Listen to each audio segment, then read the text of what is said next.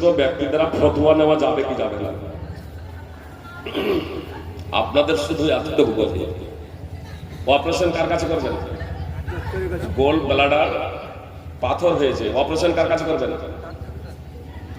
কসাইয়ের কাছে করলে হবে না? যে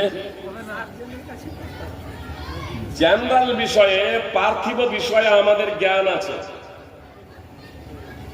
আর শরীয়তের বিষয়ে আমাদের জ্ঞান নেই। আল্লাহ আমাদের হেফাজত করো। প্রশ্নকারীরও প্রশ্ন করা ঠিক নয়,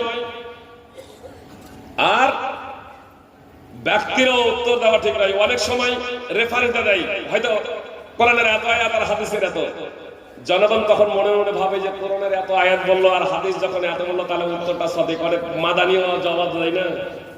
আরে মাদানিরা জানে, আলেমরা জানেন যে ফতোয়া দেওয়া সবার বিষয় নয়, ফতোয়া দেওয়ার কাজটা সাধারণ ব্যাপার না, ভুল হলে পাপ হবে।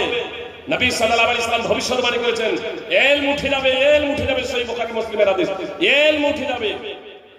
ইলম এইরকম হঠাৎ উঠিয়ে নেবেন না এমনটি না, ছিনিয়ে নেওয়া হবে অন্তর থেকে এমনটি না। আলেম ওলামাকে উঠিয়ে নেওয়ার মাধ্যমে ইলমকে উঠিয়ে নেওয়া হবে।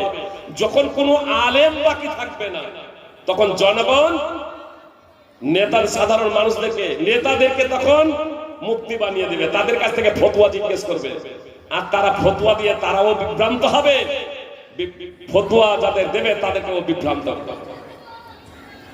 জাহেল ব্যক্তি, সাধারণ মানুষদের, সাধারণ ব্যক্তি যারা কোরআন এবং সুন্নাহর আলেম যারা নয়, এদেরকে আরবিতে জাহেল বলে। এটা বলবেন না যে তাহলে জাহেল গেল। যারা কোরআন এবং সুন্নাহকে, কোরআন সুন্নাহ আরবিতে, যারা আরবিতে কোরআন এবং সুন্নাহকে বুঝে না, মুক্তি ফতোয়া দেওয়ার তার কোনো অধিকার নেই।